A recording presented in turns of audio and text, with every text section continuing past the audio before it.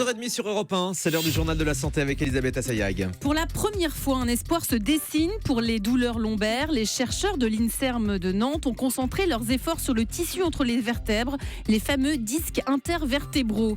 Les douleurs chroniques de l'enfant peuvent être soulagées grâce à l'acupuncture. Et puis, BTP pour les garçons et la santé pour les filles. Les préjugés sur les métiers persistent, on est encore loin de l'égalité homme-femme.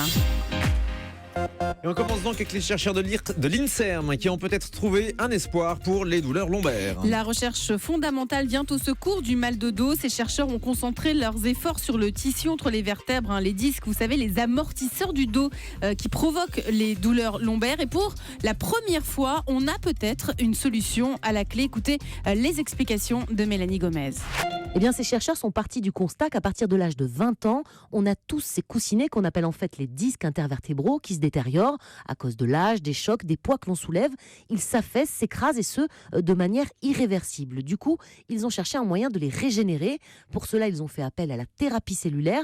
Concrètement, ils ont prélevé chez 9 patients des cellules souches situées dans le tissu adipeux, autrement dit, dans la graisse de ces volontaires. Ils ont pris ces cellules dans la graisse car on sait qu'elles ont des capacités incroyables. Elles sont capables de se transformées en cellules différentes et ça a fonctionné. Ces cellules souches ont été cultivées in vitro en laboratoire et en seulement 28 jours, cette équipe de l'INSERM a obtenu des cellules qui composent habituellement le noyau de nos disques intervertébraux. Alors pour le moment, ces amortisseurs de vertèbres tout neufs n'ont été transplantés que chez la souris, mais déjà ces scientifiques envisagent de passer rapidement chez l'homme, chez qui, il faut le rappeler, 40% des douleurs lombaires sont causées par une dégradation de ces disques. Les douleurs chroniques de l'enfant peuvent être soulagées grâce à l'acupuncture. C'est ce que dit une étude américaine. 20 à 35% des enfants souffrent de douleurs chroniques. Une douleur chronique, c'est quand ça dure plus de 3 mois. Et soigner les douleurs d'un enfant ou d'un ado, c'est bien plus compliqué à soigner puisqu'ils sont en pleine croissance. Alors, l'acupuncture peut être une des solutions. L'acupuncture, je vous le rappelle, c'est stimuler certains points de pression sur le corps, le plus souvent en insérant de fines aiguilles à travers la peau. Donc là, 55 enfants âgés de 7 à 20 ans ont été observés. Ils ont participé à 8 séances et chaque traitement a duré environ 30 minutes. Ils ont ensuite évalué leur douleur et les nausées avant et après chaque traitement. Les enfants rapportaient une réduction de la douleur au cours des 8 séances. L'acupuncture, c'est une thérapie qui est déjà utilisée dans les hôpitaux en Angleterre et en France, ça commence petit à petit à arriver aussi dans les hôpitaux. Il y a encore beaucoup de chemin à faire pour l'égalité entre les sexes. La législation oblige les employeurs à rémunérer de la même manière les femmes et les hommes, mais encore faut-il qu'ils postulent aux mêmes emplois.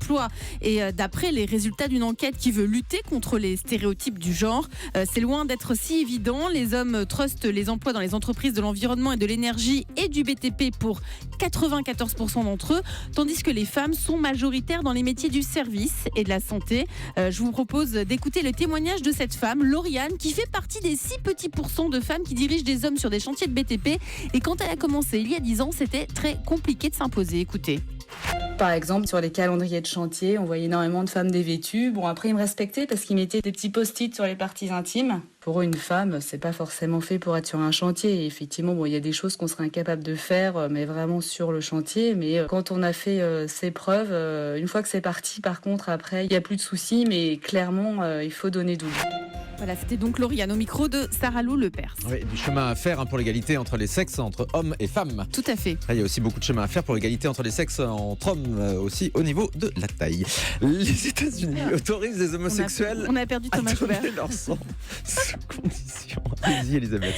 Bon, alors donc après la France, l'Australie et le Japon, c'est au tour des États-Unis de supprimer l'interdiction faite aux hommes homosexuels de donner leur sang en la remplaçant par l'obligation d'une abstinence sexuelle pendant 1 an avant tout don. Cette décision a été prise par l'Agence américaine des médicaments et de l'alimentation, la FDA. Aux États-Unis, ça faisait aussi 32 ans que cette interdiction avait lieu. C'était au début de l'épidémie du sida. Les experts avaient peur que la maladie ne contamine les réserves de sang. Oui, c'est la même contrainte qui existe aussi en France, qui a été mise en place. 1 an d'abstinence pour les homosexuels avant de donner leur sang. Ça n'a absolument aucun sens et ça reste, à mon sens, une discrimination. Allez, le chiffre du jour. C'est 297 €. Vous savez ce que c'est 297 €? C'est le prix aujourd'hui d'un deuxième avis médical. Ce n'est pas une blague. Ça s'appelle deuxièmeavis.fr. C'est un site internet. L'idée est née du délai d'attente beaucoup trop long pour avoir un deuxième avis après l'annonce d'une maladie ou d'un diagnostic. Donc là, vous avez un avis médical en ligne entre 48 heures et une semaine après la demande. Une espèce d'ubérisation de la médecine. Le site a été fondé pourtant par 3 médecins. Il a la caution d'un conseil scientifique. Et évidemment, les frais ne sont pas remboursés par l'assurance maladie. On en pense quoi, docteur Kierzek? J'en pense que c'est assez scandaleux, et ce qui est assez incompréhensible, c'est que le conseil scientifique, avec d'éminents professeurs, dont certains qui ont eu des responsabilités institutionnelles, qui le cautionnent. Donc c'est vraiment assez incompréhensible pour les hospitaliers ou pour les libéraux, parce que si vous avez besoin d'un deuxième avis, votre médecin traitant, par exemple, peut très bien vous orienter vers un confrère. Donc arnaque, et vous donner 297 € pour aller sur Internet. C'est pas dire arnaque, mais c'est pas bien. C'est incompréhensible, et sur le plan de l'égalité d'accès aux soins, pas très éthique. Ça, voilà. C'est pas très éthique, et j'aimerais bien avoir la position du Conseil de l'ordre sur cette déontologie. Merci Elisabeth Assay.